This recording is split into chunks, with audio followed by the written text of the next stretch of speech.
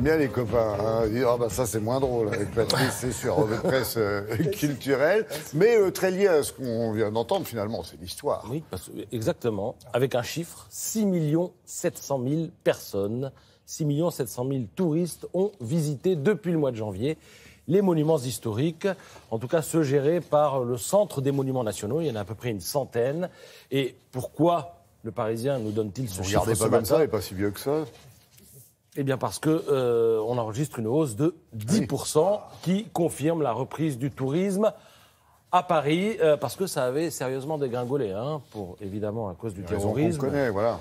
L'an dernier, l'Arc de Triomphe avait enregistré une baisse de 24% de ses visiteurs, le Panthéon de 10%.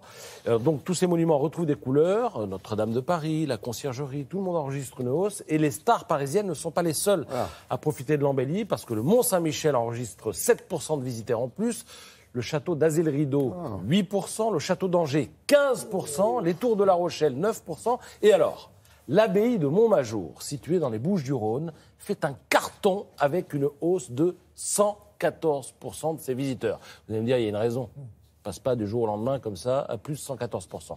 Mais la raison, c'est que l'abbaye héberge l'exposition des photos faites par Audrey Tautou dans le cadre des rencontres. Voilà.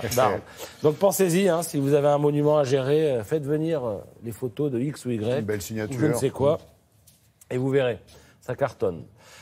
Le hit parade des top modèles françaises a, on va dire, stature internationale. Si je vous parle de ça, vous allez me dire, Carla Bruni, Laetitia Casta, Estelle Lefébure, et comme dit Laurent, des images. Voici une image, la connaissez-vous, il s'agit de Yasmina Rossi.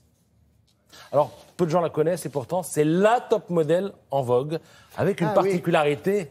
Son âge. Oui, son âge. Elle a 61 ans. D'habitude, on ne donne pas l'âge des femmes, mais là, elle peut le donner, elle peut en être fière. C'est Gala qui nous fait faire sa connaissance.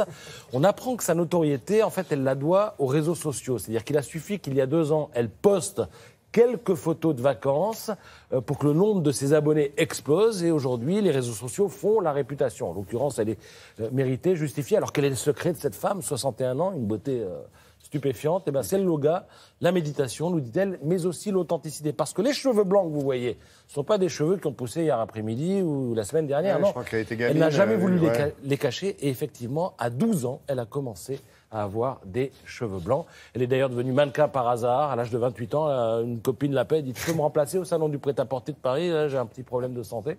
Elle y est allée et puis elle y a pris goût.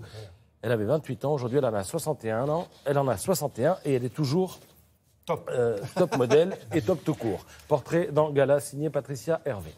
Réponse photo maintenant avec les analyses critiques de la rédaction. Regardez cette photo. Alors, il y a problème. Problème pour les spécialistes.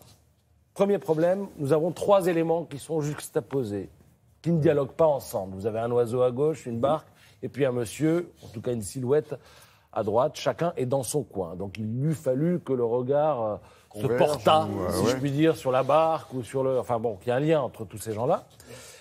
Donc, le conseil des spécialistes, c'est qu'il faut savoir parfois éliminer un élément d'une photo. Là, si vous virez la mouette, eh bien, vous décentrez le sujet principal et ça donne une photo présentable, potable.